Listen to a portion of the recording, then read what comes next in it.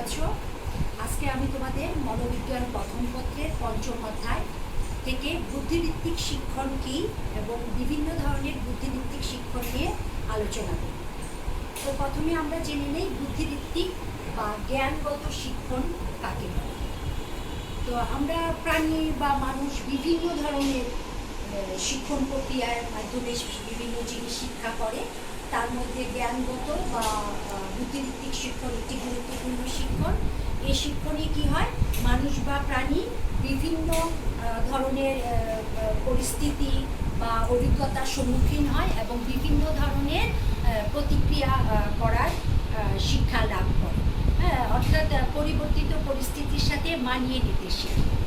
তো এইভাবে মানিয়ে নেওয়ার ক্ষেত্রে দেখা যায় যে কিছু জিনিস যেটা আগে জানতাম, অনেক কিছু জানতাম না, কিছু জানা ছিল কিছু জানা ছিল না, সেরকম জিনিসগুলো আমরা কি করি, জানতে শিখি।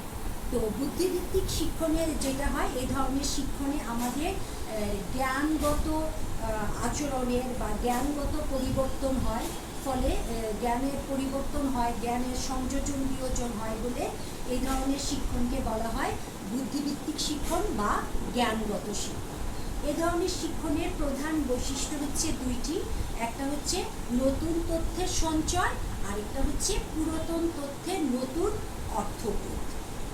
তো বুদ্ধিভিত্তিক শিক্ষণ প্রক্রিয়া এটা এমন একটা মানসিক শিক্ষণ প্রক্রিয়া যেখানে মানুষ তার সংবেদীয়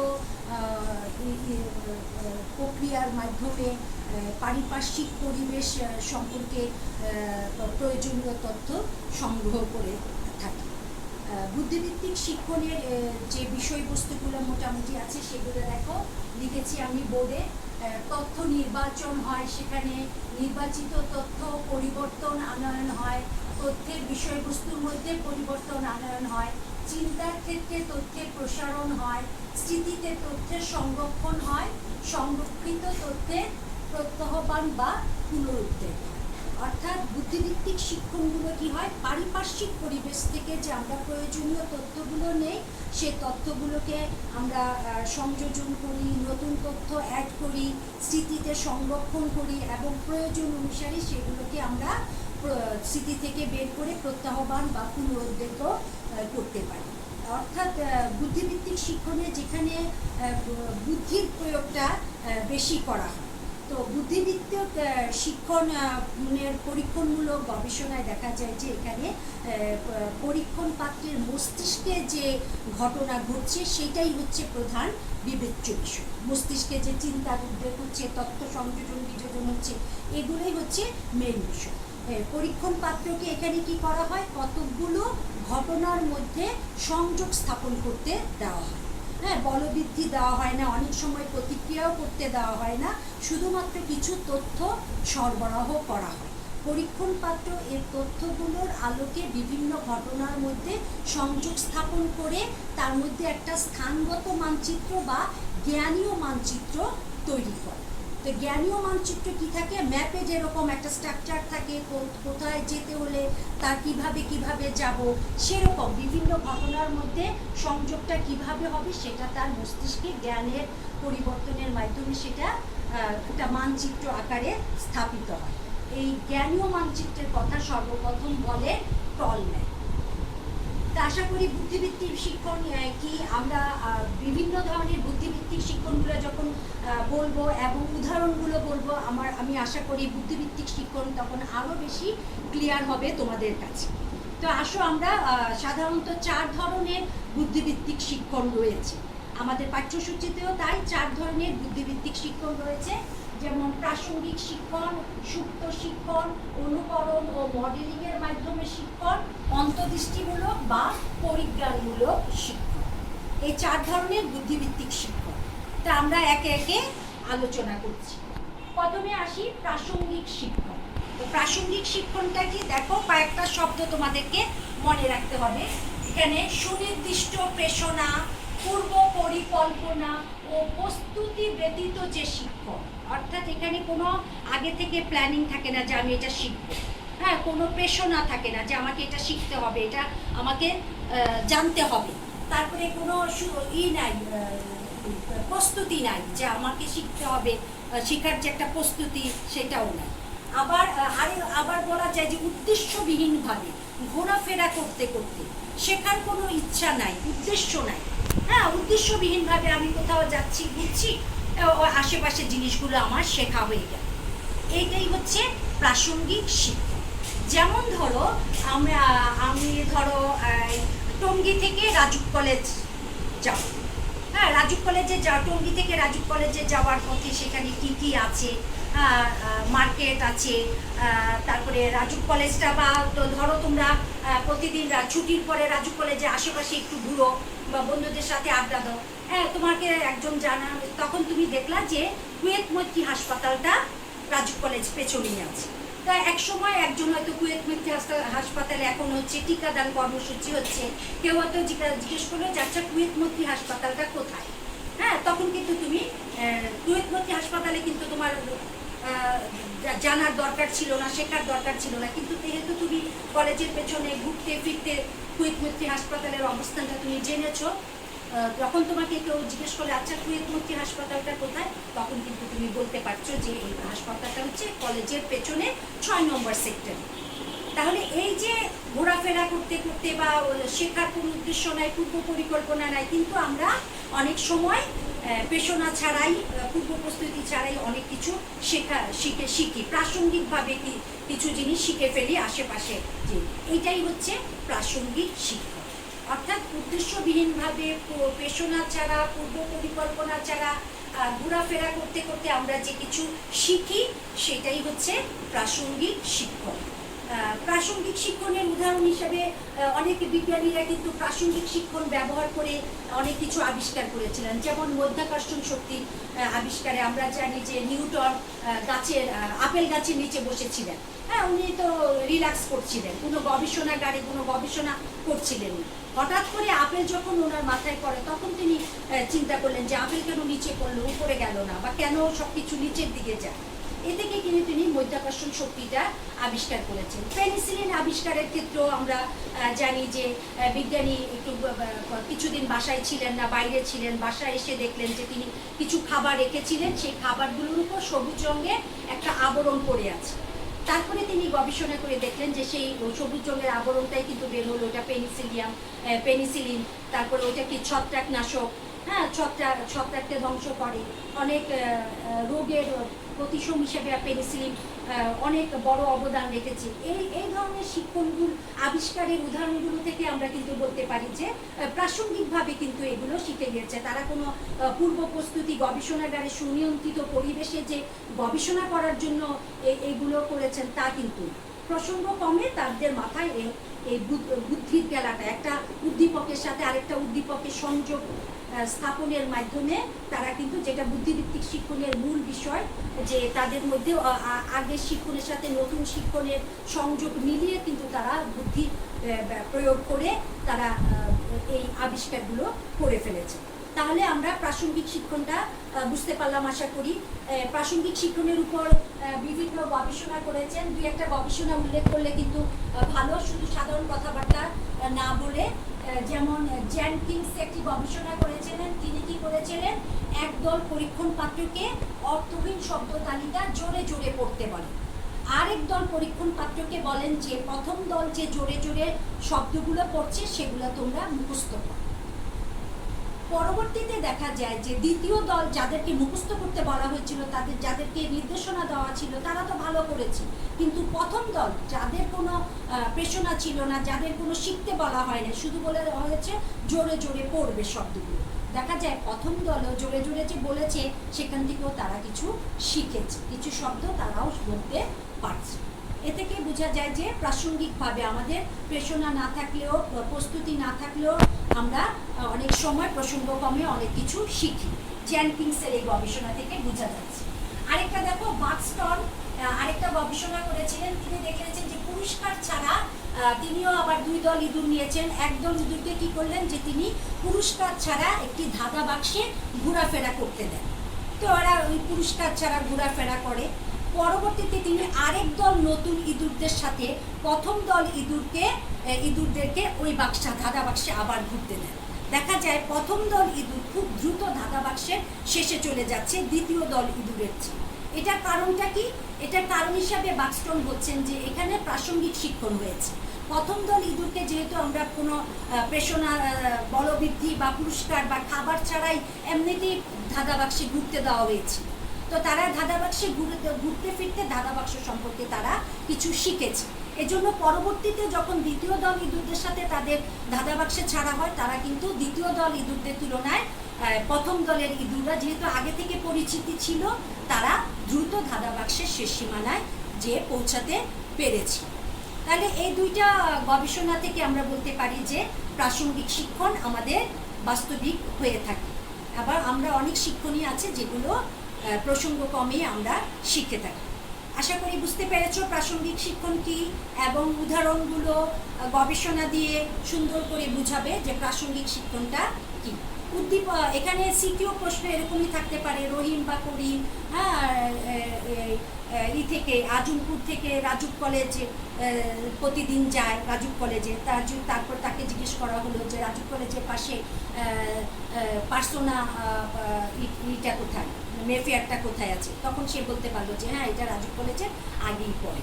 এরকম একটা উদ্দীপক দিয়ে বলবো যে রহিমের মধ্যে কোন ধরনের শিক্ষণ হয়েছিল, প্রাসঙ্গিক শিক্ষণ এরকম আসতে পারে। এবার আমরা সুপ্ত শিক্ষণ সম্পর্কে শিখি। সুপ্ত শিক্ষণ এটাও এক ধরনের বুদ্ধিভিত্তিক শিক্ষণ। এখানে কি হয়? সন্তুষ্টি বা বলবর্ধক ব্যতীত শিক্ষণ। যদি বলে সন্তুষ্টি বা বলবর্ধক ব্যতীত কি শিক্ষণ, সেটা হচ্ছে সুপ্ত শিক্ষণ। সুপ্ত শিক্ষণে কি হয়? শিক্ষণের সময় আচরণে পরিলক্ষিত হয় না। যখন প্রাণী শিখছে সেটা তার আচরণে প্রকাশ পায় না, কিন্তু যখন উপযুক্ত বলবৃদ্ধি বা সন্তুষ্টির আগমন ঘটে তখন তার আচরণের মধ্যে ওই শিক্ষণটা প্রকাশ পায়। এই ধরনের শিক্ষণকে বলা হয় সুপ্ত শিক্ষণ। খেয়াল করো, প্রাসঙ্গিক শিক্ষণ এবং সুপ্ত শিক্ষণের মধ্যে ডিফারেন্সটা কি? প্রাসঙ্গিক শিক্ষণে কখনোই কিন্তু বলবৃদ্ধি বা সন্তুষ্টির আগমন হবে না। প্রাসঙ্গিক শিক্ষণে যেটা শেখা ছিল সেটা এমনিতেই বের হয়ে আসবে। আর সুপ্ত শিক্ষণে কি হয়? সুপ্ত বা প্রচ্ছন্ন, এটা ভেতরে থাকে। যখন প্রাণী শিখছে সেটা কিন্তু সে প্রকাশ পাচ্ছে না, তার আচরণে প্রকাশ পাচ্ছে না। ধরো একজনকে সালাম দেওয়া শেখানো হলো, সে সালাম দিচ্ছে না, কিন্তু হঠাৎ করে একদিন তাকে বলা হলো যে তুমি যদি বাসায় গেস্ট আসতে সালাম দাও তাহলে তোমাকে চকলেট দেওয়া হবে। হ্যাঁ, যখন তাকে চকলেট দেওয়া হলো তখন কিন্তু সে আসলে আসসালামু আলাইকুম বলল। অর্থাৎ আসসালামু আলাইকুম বলে যে সালাম দিতে হয় সেটা কিন্তু সে আসলে শিখেছে, কিন্তু যখন তাকে পুরস্কারের কথা বলা হলো তখন কিন্তু সে সেটা সুন্দর করে বলতে পারছে যে সে সালাম দিয়ে সুন্দর করে আসসালামু আলাইকুম বলছে। তাহলে এই ধরনের শিক্ষণটাই হচ্ছে সুপ্ত শিক্ষণ। আমরা অনেক কিছু শিখছি, হ্যাঁ, হয়তো আমাদের সারা জীবনে বলবর্ধক বা সন্তুষ্টির আগমন ঘটে নাই বলে অনেক শিক্ষণ আমাদের ভেতরেই রয়েছে, সুপ্ত অবস্থায় রয়েছে, প্রচ্ছন্ন অবস্থায় রয়েছে। সেটা হয়তো কোনো দিন প্রকাশ পাবে যদি বলবৃদ্ধির আগমন ঘটে। তাহলে সুপ্ত শিক্ষণে কি হবে? যখন সন্তুষ্টি বা বলবৃদ্ধির আগমন ঘটবে তখন শিক্ষণটা বের হবে, হ্যাঁ, এর আগে কিন্তু শিক্ষণটা বের হবে না। এই ডিফারেন্সটা মনে রাখবে। তাহলে প্রাসঙ্গিক এবং সুপ্ত শিক্ষণটা তোমরা ধরতে পারবে। সুপ্ত শিক্ষণের উপর বেক এবং ডর্কি একটি গবেষণা করেছিলেন বিড়াল নিয়ে। বিড়ালকে তারা কি করেছিলেন? সাপেক্ষীকরণ করিয়েছিলেন। কিভাবে? তারা কি করলেন? প্রথমে এক ঝলক আলো দেখালেন এবং তারপরে তার পায়ে ইলেকট্রিক শক দেওয়া। হ্যাঁ, তাহলে আলো জ্বললেই যেন ইলেকট্রিক শকটা দেওয়া হবে, এইভাবে তাকে সাপেক্ষীকরণ করানোর ট্রেনিং দেওয়ার পূর্বে কি করা হলো? যাতে সে আলো জ্বলার সাথে সাথে পা সরাতে না পারে, তার অর্থাৎ প্র্যাকটিসটা যেন সে না শিখে, সেই জন্য তাকে কি করা হলো? তার পায়ে ইনজেকশন দিয়ে পাটা অবশ করে রাখা হলো। তারপরে তাকে কি করা হলো? অনেকবার প্রচেষ্টা দেওয়া হলো, আলো জ্বলবে পায়ে ইলেকট্রিক শক দেওয়া হবে, আলো জ্বলবে পায়ে ইলেকট্রিক শক দেওয়া হবে, এরকম অনেকগুলো প্রচেষ্টা করিয়ে তাকে সাপেক্ষীকরণ করানো হলো। অর্থাৎ তাকে শেখানো হলো, তাকে বোঝানো হলো যে আলো জ্বললে ইলেকট্রিক শক দেওয়া হবে, কিন্তু সে কিন্তু প্রতিক্রিয়া করতে পারছে না, যেহেতু পা অবশ্যই জন্য সে পাটা আলো জ্বললেই পাটা ইলেকট্রিক শকের আগে পাটা সরিয়ে নিতে পারছে না, কিন্তু তাকে এভাবে সাপেক্ষীকরণ করানো হলো। তারপর 5 দিন পরে তাকে কি করা হলো? আবার আলোর ঝলক দেওয়া হলো। তখন কিন্তু তার পা অবস্থা, সে স্বাভাবিক আছে, সুস্থ আছে। তাকে ইলেকট্রিক শক দেওয়া, আলোর ঝলক দেওয়া হলো। ইলেকট্রিক শক দেওয়ার আগে সে কি করলো? তার পাটাকে সরিয়ে নিল। অর্থাৎ এখানেও তারা বিজ্ঞানীরা বলছেন যে এখানেও বিড়ালটার মধ্যে সুপ্ত শিক্ষণ হয়েছে, অর্থাৎ সে শিখেছে যে আলো পড়লেই ইলেকট্রিক শক আসবে, সেই জন্য সে পাটা সরিয়ে নিয়েছে, যেটা সে প্র্যাকটিস করতে পারে নাই, পাটা অবশ ছিল, কিন্তু সুপ্ত অবস্থায় কিন্তু সে আসলে কিন্তু শিখেছে। যখন বাস্তবিকে তাকে ইলেকট্রিক শকও কিন্তু এক ধরনের বলবৃদ্ধি দেওয়া হলো, শাস্তিমূলক বলবৃদ্ধি তাকে দেওয়া হলো, তখন সে কী করলো, আলোর ঝলক দেখেই পাটা সরিয়ে নিল। এ থেকে বোঝা যায় যে বিড়ালের মধ্যে সুপ্ত শিক্ষণ হয়েছিল। যখন যথাযথ বলবৃদ্ধি বা সন্তুষ্টি দেওয়া হলো তখন সে তার শিক্ষণটা বের হয়ে এসেছে। আরেকটা গবেষণা করেছেন টলম্যান এবং হর্নজিপ, তারা 3 দল ইঁদুরকে নিয়ে গবেষণা করে। হ্যাঁ, প্রতিটা দল ইঁদুরকে তারা 16টা প্রচেষ্টা করে। হ্যাঁ, প্রথম দল ইঁদুরকে কি করা হয়, যে একটা ধাঁধা বাক্সের শেষ প্রান্তে যদি দৌড়িয়ে যেতে পারে তাহলে তাকে পুরস্কার হিসেবে খাবার দেওয়া হয়। এরকম 16টি ট্রায়াল দেওয়া হলো প্রথম দলকে। দেখা গেল যে প্রথম থেকে শেষের দিকে আস্তে আস্তে তাদের দৌড়ানোর গতি বৃদ্ধি পেল, ভুলের পরিমাণ কমতে লাগলো। দ্বিতীয় দল ইঁদুরকে কি করা হলো, তাদেরকেও 16টি ট্রায়াল দেওয়া হলো এবং ধাঁধা বাক্সের শেষ মাথায় দৌড়ে যে গেলে তাদেরকে কোনো পুরস্কার দেওয়া হলো না। খেয়াল করো, প্রথম দলকে প্রতিটা প্রচেষ্টার পর পুরস্কার দেওয়া হয়েছে 16টা প্রচেষ্টায়, আস্তে আস্তে ভুলের পরিমাণ কমে এসেছে। দ্বিতীয় দলকে কি করা হয়েছে, তাদেরকে 16টা প্রচেষ্টা দেওয়া হয়েছে কিন্তু কোনো প্রচেষ্টায় তাদেরকে পুরস্কার বা খাবার দেওয়া হয়নি। তৃতীয় দলটা খেয়াল করো, তৃতীয় দলকে কি করা হয়েছে, প্রথম 10টা প্রচেষ্টায় তাদেরকে কোনো পুরস্কার বা সন্তুষ্টি বা খাবার দেওয়া হয় না। তারপরে কি করা হলো, 11তম বারে যে তাদেরকে কি করা হলো, ধাঁধা বাক্সের শেষ মাথায় দৌড়িয়ে গেলে তাদের পুরস্কার হিসেবে খাবার দেওয়া হলো। এরকম 11, 12 এরকম করে 16তম প্রচেষ্টা করা হলো। দেখা গেল লক্ষণীয় বিষয় দেখো, তৃতীয় দলের ক্ষেত্রে 11 থেকে 16তম প্রচেষ্টায় তাদের ভুলের পরিমাণ আস্তে আস্তে অনেকটাই কমে গেল এবং শেষের দিকে তারা খুব দ্রুত সময় এবং নির্ভুলভাবে খাঁচার ধাঁধা বাক্সের লাস্ট মাথায় দৌড়িয়ে যেতে পারলো। অন্যান্য দ্বিতীয় দলের তুলনায় ভালো তারা পারফরমেন্স করতে পারে। তাহলে এখানে দেখো, এখানে কিভাবে সুপ্ত শিক্ষণ হলো তৃতীয় দলের ক্ষেত্রে। প্রথম দলের তো পুরস্কার পেয়েছে, আস্তে আস্তে ভুলের সংখ্যা কমেছে। দ্বিতীয় দল কোনো পুরস্কারই পায় নাই, কোনো কিছুই শিখে নাই, প্রথমে যা ভুল করেছে শেষের দিকেও তাই ভুল করেছে। তৃতীয় দলের ক্ষেত্রে কিন্তু 2টা পর্যায় ছিল। একটা হচ্ছে 10ম প্রচেষ্টায় তাদের কোনো পুরস্কার দেওয়া হয় নাই, তারা একই ভুল বারবারই করেছে, হ্যাঁ একই সময় নিয়েছে। কিন্তু 11তম বার থেকে যখন তাদেরকে পুরস্কার দেওয়া শুরু করা হয় তখন দেখা যায় তাদের ভুলের পরিমাণ অতি দ্রুত কমে এসেছে এবং তারা দ্রুত ধাঁধা বাক্সের শেষে যেয়ে খাবার খেতে পারছে। অর্থাৎ তৃতীয় দল ইঁদুর যে প্রথম 10টা ট্রায়ালে যে পুরস্কার পায় নাই কিন্তু ধাঁধা বাক্সে ঘুরে বেরিয়েছে, সেখান থেকে তাদের কিছু শিক্ষণ হয়েছে, সেটা সুপ্ত অবস্থায় ছিল। যখন 11 বার থেকে পুরস্কার দেওয়া হলো তখন সেটা বের হয়ে এসেছে এবং তারা দ্বিতীয় দল যাদেরকে পুরস্কার দেওয়া হয়নি তাদের চেয়ে অনেক ভালো পারফরমেন্স করে, অনেক ভালো দৌড়িয়ে খাঁচা বাক্সে অতি দ্রুত সময়ে তারা যেতে পারছে। তো এখান থেকেও বোঝা যায় যে তৃতীয় দল ইঁদুরদের মধ্যে সুপ্ত শিক্ষণ ছিল এবং শেষের দিকে সেটা উপযুক্ত বলবৃদ্ধি যখন দেওয়া হয়েছে, খাবার দেওয়া হয়েছে, তখন সেটা দ্রুত বের হয়ে এসেছে। তাহলে আশা করি তোমরা সুপ্ত শিক্ষণটাও ভালোভাবে বুঝতে পেরেছো। সুপ্ত শিক্ষণও এরকম আসবে যে আমি যেরকম একটা উদাহরণ বললাম যে সালাম দেওয়ার দিচ্ছে না, শেখানো হলো কিন্তু দিচ্ছে না, কিন্তু যখন তাকে বলা হলো যে তোমাকে চকলেট দেওয়া হবে তখন সে সালাম দিল, এরকম দিতে পারে। বা এই যে গবেষণাগুলো থেকে দেওয়া যেতে পারে, গবেষণাগুলোর উদাহরণগুলো থেকে সিকিউ প্রশ্ন আসতে পারে, তোমাকে ধরতে হবে যে এটা হচ্ছে সুপ্ত শিক্ষণ। এবার আসো আমরা অনুকরণ ও মডেলিংয়ের মাধ্যমে শিক্ষণটা কীভাবে হয় সেটা শিখি। তো আমরা জানি যে আমরা ছোট শিশুরা সবচেয়ে বেশি অনুকরণ, হ্যাঁ ছোটোবেলা থেকে যখন আমরা বড় হই আমরা বড়দের আচরণ, আমাদের আশেপাশের লোকজনের আচরণ দেখে আমরা সেটা অনুকরণ করি, অনুসরণ করে আমরা আস্তে আস্তে বিভিন্ন ধরনের আচরণ শিখি। হ্যাঁ, কীভাবে কথা বলতে হবে, কীভাবে হাঁটতে হবে, কার সাথে কেমন ব্যবহার করতে হবে, এই আচরণের এই বিভিন্ন দিকগুলোই কিন্তু আমরা আমাদের আশেপাশের মানুষগুলোর আচরণ অনুসরণ করেই কিন্তু ছোট শিশুরা আচরণগুলো শিখতে শিখতে বড় হয়। আমরা আমাদের একজন মডেল ঠিক করি, হ্যাঁ, জীবনে যে এই মডেলের মতো আমরা হব, হ্যাঁ, একজন আদর্শ মডেল আমাদের জীবনে থাকে, যে একজন ভালো ব্যক্তিকে আদর্শ মডেল হিসেবে গ্রহণ করবে সে জীবনে তত ভালোভাবে গড়ে উঠতে পারবে। যে যদি নেগেটিভ ব্যক্তিকে মডেল হিসেবে গ্রহণ করে তাহলে সে সমাজ বিরোধী, খারাপ হয়ে গড়ে উঠতে পারে। সুতরাং অনুকরণ এবং মডেলিংয়ের মাধ্যমে শিক্ষণে কিন্তু একটি শিশুকে এমন একটা আদর্শ পরিবেশ, পারিবারিক পরিবেশ, সামাজিক পরিবেশ এবং আশেপাশের মানুষগুলো দিতে হবে যাতে সে একজন আদর্শ মানুষকে অনুকরণ করে, অনুসরণ করে সে জীবনে ভালো সামাজিক দিকগুলো শিখে বড় হতে পারে। তো অনুকরণ ও মডেলিংয়ের মাধ্যমে শিক্ষণে যে মানুষের মধ্যে, মানুষ অনুকরণ প্রিয় মানুষের মধ্যে হয় না, প্রাণীকুলের মধ্যেও দেখা যায়। যেমন আমরা জানি ময়না, তোতা পাখি, এরা মানুষের কণ্ঠস্বর নকল করে হুবহু বলতে পারে। শিবপাঞ্জিকে বিভিন্ন অঙ্গভঙ্গি দেখাতে পারে। বানর খেলা দেখি আমরা, হ্যাঁ, তারাও কিন্তু বিভিন্ন প্র্যাকটিস করালে, ট্রায়াল দিলে তারা অনুকরণের মাধ্যমে তারা বিভিন্ন জিনিস শেখে। হ্যাঁ, সব প্রাণীর মধ্যে না, কিছু কিছু প্রাণীর মধ্যে দেখা যায়। তো শুধুমাত্র ছোটদের ক্ষেত্রে যে অনুকরণটা হয় না, আমরা বড়রাও অনুকরণ করি, অনুসরণ করি।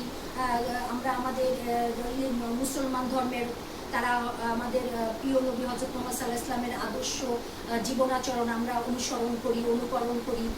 তারপরে যারা বুদ্ধিস্ট তারা গৌতম বুদ্ধের আদর্শ অনুসরণ করে। এরকম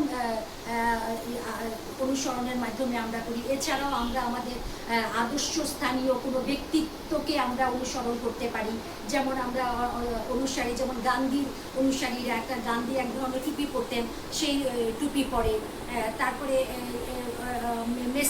মেসির মতো চুল কাটা, রোনাল্ডোর মতো স্টাইল, এই ধরনের কিছু কিন্তু আমরা ছোটবেলা থেকেই দেখি। অমুকের মতো গান গাইতে পারা, অমুকের মতো শাড়ি পরা, মডেলিং করা, এগুলো কিন্তু আমরা অহরহরই অনুসরণের মাধ্যমে আমরা শিখে থাকি এবং আমাদের জীবনে এটাকে প্রতিফলন ঘটায়। অনুকরণটা অনেক সময় অচেতনভাবেও হয়, অনেক সময় সচেতনভাবেও আমরা অনুকরণ করি। অচেতনভাবে যখন আমরা পারিবারিক বা পারিপার্শ্বিক আমাদের যে লোকজন আছে, পারিপার্শ্বিকতা, মিথস্ক্রিয়ার মাধ্যমে যখন আমরা আমাদের আশেপাশের মানুষের আদর্শ অনুসরণ করে নিজের আচরণটাকে পরিচালিত করি, তখন সেটা অচেতনভাবেই হয়ে থাকে। আবার আমরা অনেক সময় আমাদের পারিবারিক বা সমাজ যে আশেপাশের মানুষদের বিশেষ কিছু আচরণকে অনুসরণ করে সেটা নিজের মধ্যে গ্রহণ করে সেই আচরণটাকে সচেতনভাবে অনুকরণ করি, সেইভাবেও অনুকরণটা করা হয়। অর্থাৎ অনেক সময় আমরা অচেতনভাবেও অনুসরণ করে নিজের মধ্যে নিতে পারি, আর অনেক সময় আমরা সচেতনভাবে কারো একটা সুনির্দিষ্ট আচরণ আমরা অনুসরণ করে থাকি। তো অনুসরণের উপরও অনেক গবেষণা হয়েছে, বিশেষ করে মডেলিংয়ের মাধ্যমে। আমরা যে আদর্শ প্রতীক বা মডেলিংয়ের মাধ্যমেও আমরা অনেক কিছু শিক্ষা লাভ করি। বান্দুরা ও তার সঙ্গীরা একটা গবেষণা করেছিলেন, তারা একটা চলচ্চিত্র দেখিয়েছিলেন সেই চলচ্চিত্রে একদল শিশুদেরকে চলচ্চিত্রে দেখানো হয় যে একটি প্লাস্টিকের পুতুলকে মারা হচ্ছে, হ্যাঁ, আক্রমণ করা হচ্ছে, মারা হচ্ছে। আরেক দল শিশুদেরকে এ ধরনের কোনো চলচ্চিত্র দেখানো হয়নি। পরবর্তীতে বাস্তবে যখন প্রথম দল শিশুদেরকে একটি প্লাস্টিকের পুতুল দেওয়া হয়, দেখা যায় তাদের মধ্যে ওই চলচ্চিত্রের প্রভাবে, মডেলিংয়ের চলচ্চিত্রে যে মডেলটাকে আক্রমণ করা হয়েছে, মারা হয়েছে, সেইটার প্রতিফলন তারা বেশি করেছে এবং মডেলের যে অন্যান্য আচরণ, সেই আচরণটা তারা বেশি প্রতিফলন করেছে। দ্বিতীয় দল শিশুদের মধ্যে এই ধরনের আচরণ দেখা যায় না। তাহলে এই মডেলিংয়ের প্রভাবে আমরাও অনেক সময় দেখি যে অনেক নেগেটিভ মুভি আমরা দেখি, হ্যাঁ, মারামারি কাটাকাটি হচ্ছে, অনেক ধ্বংসাত্মক কাজ হচ্ছে। অনেকেই কিন্তু পেপার পড়লে দেখা যায় যে সে ওই ডিটেকটিভ বইয়ের ওই আচরণটা দেখে শিখেছে, হ্যাঁ, কীভাবে চুরি করতে হয়, কীভাবে লকার ভাঙতে হয়, এগুলো শিখেছে। তাকে সে মডেল হিসেবে ধরেছে। হ্যাঁ, সে নেগেটিভ অনেক কিছু দেখা যায়। হ্যাঁ, ক্রাইম পেট্রোল দেখে খুন করার চিন্তাটা তার মাথায় আসে। এগুলো কিন্তু নেগেটিভ অনুসরণ। হ্যাঁ, এগুলো আমাদের জীবনকে সমাজ বিরোধী করে তোলে। আমাদের চেষ্টা থাকতে হবে শিশুদেরকে পজিটিভ মডেলিংয়ের মাধ্যমে, পজিটিভ মডেল দেখিয়ে, পজিটিভ পারিপার্শ্বিকতা দেখিয়ে তাদেরকে আদর্শ অনুকরণীয়, আদর্শ স্থানীয় ব্যক্তিবর্গকে অনুকরণ করিয়ে যাতে তাদের জীবনটা আদর্শ হিসাবে গড়ে তুলতে পারে। এছাড়াও মডেলিংয়ের মাধ্যমে বান্ধবীরা এবং তার সঙ্গীরা আরও সাপভীতি দূর করার উপর ভিডিও দেখিয়ে, বাস্তবে সাপ ধরিয়ে, হ্যাঁ, যারা সাপকে ভয় পেত তাদের মধ্যে সাপভীতি দূর করতে পেরেছিল। হ্যাঁ, পরবর্তীতে দেখা যাচ্ছে তারা বাস্তবিকই সাপ ধরতে পারে। আবার কুকুর ভীতির ক্ষেত্রে অনেক শিশু দেখা যায় কুকুরকে ভয় পায়। ওই শিশুদেরকে ভিডিও দেখানোর মাধ্যমে কুকুরকে আদর করছে, হ্যাঁ, কুকুর আমাদেরকে ভালোবাসছে, এগুলো দেখিয়ে এবং কুকুরের সংস্পর্শে তাদের হাত ধরিয়ে অনেক সময় শিশুদের ক্ষেত্রেও দেখা গেছে যে তাদেরকেও মডেলিং মাধ্যমে শিখিয়ে কুকুর ভীতি দূর করা দিয়েছে।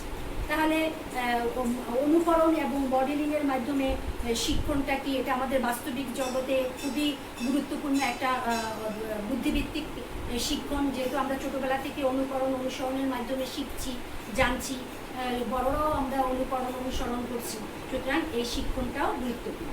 এখানেও সিকিউতে আসতে পারে, যেমন ধরো রহিম এবং করিম দুই ভাই। রহিম বাসায় গেস্ট আসলে সালাম দেয়, হ্যাঁ, সবাই তার প্রশংসা করে। সেটা দেখে করিমও কী করলো, রহিমের মতো সালাম দিতে লাগলো। এটা হচ্ছে বড় ভাইকে ছোট ভাই অনুসরণ করে সেও সালাম দিল এবং সবার প্রশংসা সে পেল। এখানে রহিমের মধ্যে আচরণটা কি, এটা হচ্ছে অনুকরণ। হ্যাঁ, সে বড় ভাইকে অনুকরণ করে সালাম দিচ্ছে। আশা করি বুঝতে পেরেছ।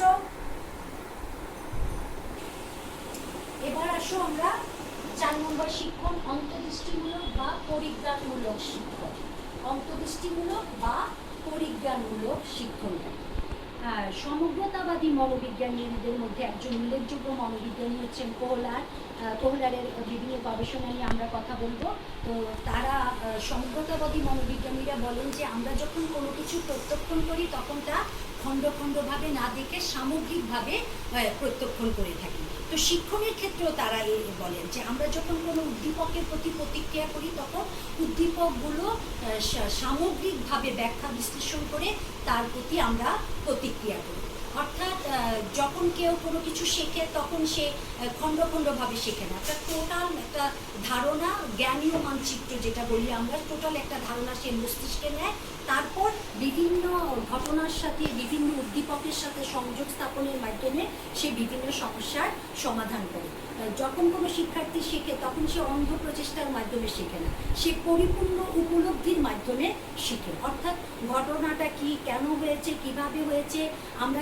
আমরা অনেক যে সিআইডিতে যারা কাজ করে, যারা অপরাধ ধরে, যারা খুনিদের ধরে, তারা কি করে বিভিন্ন আলামত সংগ্রহ করে। হ্যাঁ, তাদের এক একটার সাথে এক একটা সংযোগ স্থাপন করে তারা কি করে টোটাল একটা সমস্যার সমাধান কিন্তু তারা পেয়ে যান, যে ঘটনাগুলোর সাথে মিলিয়ে কিভাবে। এগুলোই কিন্তু পরিজ্ঞানমূলক বা অন্তর্দৃষ্টিমূলক শিক্ষণের উদাহরণ।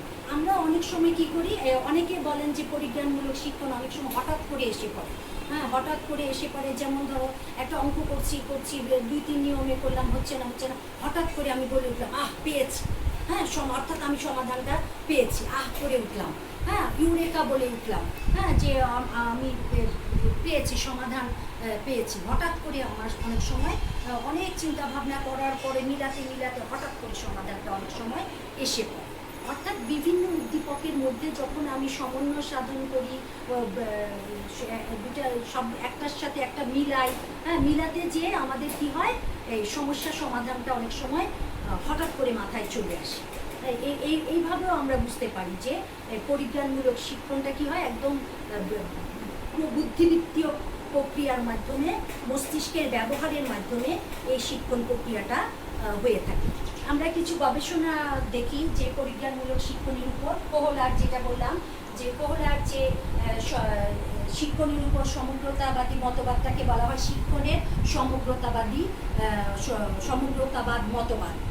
কোহলারের মতবাদটাকে বলা হয়, অর্থাৎ আমরা সামগ্রিকভাবে কোনো কিছু শিখি। তো কোহলার কয়েকটা গবেষণা করেছেন, তার মধ্যে একটা হচ্ছে সুলতান নামক একটি শিবপাঞ্জিকে নিয়ে তিনি গবেষণা করেছিলেন। তো শিবপাঞ্জিটিকে কী করা হলো, একটা খাঁচায় রাখা হলো, খাঁচার কিছু দূরে দুইটা লাঠি রাখা হলো, হ্যাঁ, একটা লাঠি ছোট, একটা লাঠি বড়। আর শিবপাঞ্জি যেহেতু কলা পছন্দ করে, সেই জন্য কলাটাকে উপরে এমন জায়গায় রাখা গেল যে শিবপাঞ্জিটা সেটা হাত দিয়ে ধরে খেতে পারবে। তো শিবপাঞ্জিটাকে ছেড়ে দেওয়ার পরে সে কতক্ষণ ঘোরাঘুরি করলো, কলাটা বিভিন্নভাবে পাড়ার চেষ্টা করলো, পারছে না পেরে সে খুব বিরক্ত হয়ে একটা জায়গায় চুপ করে বসে গেল আর লাঠিটিগুলোর দিকে তাকায় থাকে। পরে একটা লাঠি নিয়ে সেটা চেষ্টা করলো, পারলো না, আরেকটা লাঠি দিয়ে চেষ্টা করলো, পারলো না। পরবর্তীতে এই লাঠিগুলো নিয়ে নাড়াচাড়া করতে করতে তার হঠাৎ করে স্মরণে আসলো, সে কী করলো, একটা লাঠির ভিতরে আরেকটা লাঠি ঢুকালো। এরকম সিস্টেম করা ছিল লাঠির ভিতরে, একটা লাঠির ভিতরে আরেকটা লাঠি ঢুকিয়ে লাঠিটা লম্বা হলো, সে কলাটা পেরে খেল। এখানে দেখো শিবপাঞ্জির মধ্যে কিন্তু অন্তর্দৃষ্টিমূলক শিক্ষণ রয়েছে। কীভাবে বুঝি আমরা, সে কিন্তু প্রথমে হাত দিয়ে চেষ্টা করে পারে নাই, তারপর লাঠিগুলোর দিকে তাকালো, একটা লাঠি দিয়ে চেষ্টা করলো, হয় না, দ্বিতীয় লাঠি দিয়েও হয় না। পরবর্তীতে কিন্তু সে তার মাথায় আসলো যে একটা লাঠির ভিতরে আরেকটা লাঠি যদি ঢুকানো যায় তাহলে লাঠিটা বড় হবে এবং কলাটা নাগালে পাওয়া যায়। এটাই কিন্তু অন্তর্দৃষ্টিমূলক বা পরিজ্ঞানমূলক শিক্ষা। এভাবে শিবপাঞ্জি একটু কিন্তু উন্নততর প্রাণী, তাদের বুদ্ধিবৃত্তীয় বিষয়টা একেবারে হাঁস মুরগির চেয়ে একটু ভালো, হ্যাঁ, তারা বুদ্ধিবৃত্তির বিষয়টা ভালো কাজে লাগাতে পারে। তো শিবপাঞ্জি কিন্তু সেটা লাগিয়ে সে কলা পেরে খেল। আরেকটা গবেষণা কোহলারই কুকুর এবং মুরগি নিয়ে গবেষণা করেছে। তিনি কী করলেন, একটি খাঁচা রাখলেন, খাঁচাটার ভেতরে একটা ছোট ছিদ্র আছে, সেই ছিদ্রের ভেতরে খাবার রাখলেন, হ্যাঁ, সেই খাঁচার ছোট ছিদ্র দিয়ে কুকুর বা ইঁদুর কেউই ভেতরে ঢুকতে পারে না। ওই খাবারটা খেতে হলে কী করতে হবে, খাঁচাটার পাশ দিয়ে ঘুরে খাবারটা খেতে হবে। তো তিনি কুকুর এবং মুরগি দুটাকে একসাথে ছেড়ে দিলেন। দেখা গেল যে কুকুরটা সহজেই খাঁচার পাশটা ঘুরে যেয়ে সে খাবারটা খেল, আর মুরগিটা কি করলো, সে ওই খাঁচার যে ছোট ছিদ্র সেটার ভিতর দিয়েই ঢুকে খাবার খাওয়ার চেষ্টা করল। এখান থেকেও দেখা যায় শিবপাঞ্জির মধ্যে কিন্তু বুদ্ধিভিত্তিক শিক্ষণটা পরিজ্ঞানমূলক বা অন্তর্দৃষ্টিমূলক শিক্ষণটা হয়েছে, কারণ সে বুঝতে পেরেছে যে ছোট খাঁচার ভেতর দিয়ে তার শরীরটা যাবে না। সে উদ্দীপকের সাথে উদ্দীপকের সংযোগ স্থাপন করে সমস্যার সমাধান করেছে, সে ঘুরে যেয়ে খাবারটা খেলো। আর মুরগি যেহেতু স্বল্প বুদ্ধি সম্পন্ন, তার বুদ্ধিবৃত্তীয় বিষয়টা খুবই কম, সে জ্ঞানের বিষয়গুলো খরচই করে না, সে কী করলো, ছোটো ছিদ্রের ভিতর দিয়ে নিজেকে ঢুকানোর চেষ্টা করে। তো এ থেকেও আমরা পরিজ্ঞানমূলক শিক্ষণ বুঝতে পারি। আরেকটা গবেষণাও কোহলারি, উনিও শিবপাঞ্জি নিয়ে গবেষণা করেছিলেন, ও সেই শিবপাঞ্জিটার নাম ছিল নুয়েভা। তো এই শিবপাঞ্জিটাকে কী করা হলো, খাঁচার ভিতর রাখা হলো, একটা রাখার পরে একটা লাঠি দেওয়া হলো, সেই লাঠিটা নিয়ে কিছুক্ষণ খেলার পরে 10 মিনিট পরে তাকে কী করা হলো, এই খাঁচার ভিতরে একটা খাবার, একটা ফল রাখা হলো, কিন্তু সেই ফলটা সে নাগালের মধ্যে পাবে না, একটু দূরে দেখা যাচ্ছে, একটু দূরে রাখা হলো। তারপরে সে কী করলো, সেই ফলটা খাবার জন্য বিভিন্নভাবে চেষ্টা করলো, না পেরে খুব বিরক্ত হলো, চিৎকার চেঁচামেচি করলো, হ্যাঁ, তারপরে কী করলো, একটা জায়গায় এরকম করার পরে 7 মিনিট পরে সে কী করলো, একটা জায়গায় যেয়ে বসে থেকে লাঠিটার দিকে তাকিয়ে থাকে, হ্যাঁ, লাঠিটার দিকে এক দৃষ্টিতে তাকিয়ে সে বসে থাকে। তারপরে সে কী করলো, লাঠিটাকে নিয়ে ওই ফলটা, যেটা সে তার হাতের নাগালে ছিল না, সেটাকে টান দিয়ে অপটুভাবেই কোনো রকমে ফলটাকে কাছে এনে গেল। পরবর্তীতে তখনই তাকে ওই খাঁচায় আপেল রাখা বা ফল রাখা হতো, দেখা যেত যে সে লাঠিটা দিয়ে সুন্দর করে ফলটাকে টেনে সে খেয়ে নিত। তো এখানেও দেখো যে এই নুয়েভা শিবপাঞ্জিটার আচরণের দিকে লক্ষ্য করলে আমরা বুঝতে পারি যে সে কী করলো, চিৎকার চেঁচামেচি করে বুঝতে পারলো যে কোনো লাভ হচ্ছে না, তখন সে কিছুক্ষণ চুপ করে থাকে। সে যখন চুপ করে থাকলো তখনই কিন্তু সে বিভিন্ন ঘটনার মধ্যে সংযোগ স্থাপন করলো, যে সে চিন্তা করলো, লাঠিটার দিকে এক দৃষ্টিতে তাকিয়ে থাকলো। এ থেকেও বোঝা যায় শিবপাঞ্জির আচরণটা, যে সেই লাঠিটা দিয়ে সে চিন্তা করলো যে আমার হাতের নাগালে নাই, তাহলে লাঠিটা যদি আমি হাতে নেই তাহলে লাঠিটা আরও লম্বা হবে, ফলটা আমি কাছে এগিয়ে নিয়ে খেতে পারবো। এই যে সে কিছুক্ষণ চিন্তা করলো, লাঠিটার দিকে এক দৃষ্টিতে তাকিয়ে থাকলো, এইটাই কিন্তু তার অন্তর্দৃষ্টিটা খুলে দিল। হ্যাঁ, ঘটনার সাথে মিলিয়ে সে তার বুদ্ধিটা খুলে দিল যে হাতে তো পারছে না, লাঠিটা যদি হাতে নেয় তাহলে ফলটা সে কাছে এনে খেতে পারবে, এবং পরবর্তীতে সে তাই করে সবসময় ফলটা খেতে পারছে। তাহলে এ থেকে আমরা এই তিনটা উদাহরণ থেকে আমরা কিন্তু বুঝতে পারলাম যে কোহলা যে অন্তর্দৃষ্টি বা পরিজ্ঞানমূলক শিক্ষণটা বোঝাতে চেয়েছেন, যে অন্তর্দৃষ্টিমূলক শিক্ষণে কি করে, এখানে প্রাণী অন্ধ অনুসরণ করে লাভ হয় না, তাকে কি করা হয়, ঘটনার সাথে সংযোগ স্থাপন করে, উদ্দীপকগুলোর মধ্যে সংযোগ স্থাপন করে একটা পরিপূর্ণ সমস্যা সমাধানের দিকে তাকে চিন্তা ভাবনা করে সমস্যার সমাধানটা তাকে করতে হয়। এটাই হচ্ছে পরিজ্ঞানমূলক শিক্ষা। তো এখানেও এই উদাহরণগুলো দিয়ে উদ্দীপক আসতে পারে, যে উদাহরণগুলো বললাম সেগুলো, অথবা উদাহরণ অন্য কোনো প্রাণী দিয়ে বা অন্য কোনো দিয়ে বলতে পারে, মানুষের ক্ষেত্রেও বলতে পারে। তো এখানে এইগুলো থেকে সিকিউ প্রশ্ন আসে, যে কোনো শিক্ষণ থেকে জ্ঞানমূলক প্রশ্ন আসতে পারে। প্রাসঙ্গিক শিক্ষণ কি, সূক্ষ্ম শিক্ষণ কি, অনুকরণ কি, অন্তর্দৃষ্টিমূলক শিক্ষণ বলতে কি বোঝায়, সূক্ষ্ম শিক্ষণ প্রাণীর জীবনে গুরুত্বপূর্ণ কেন, প্রাসঙ্গিক শিক্ষণ গুরুত্বপূর্ণ কেন, এরকম অনুধাবনমূলক প্রশ্ন হতে পারে। সিডি এর জন্য সিকিউ প্রশ্ন হতেই পারে। এখান থেকে যে কোনো একটা দুইটা দিয়ে বা অনেক সময় তিনটা দিয়েও উদ্দীপক আসতে পারে। তোমাকে ধরতে হবে যে কে কোন ধরনের শিক্ষণ অ্যাপ্লাই করে শিখেছে। হ্যাঁ, এক একজনে হয়তো এক এক ধরনের শিক্ষণ। আবার সুপ্ত শিক্ষণের সাথে প্রাসঙ্গিক শিক্ষণের ডিফারেন্সটা কি, বা যে কোনো শিক্ষণের সাথে অন্তর্দৃষ্টিমূলক শিক্ষণের ডিফারেন্সটা কি, এরকমও আসতে পারে। তো আশা করি শিক্ষণের এই যে গুরুত্বপূর্ণ টপিকসটা, এটা তোমরা বুঝতে পেরেছো। তাহলে আজকে এই পর্যন্তই। আল্লাহ হাফেজ।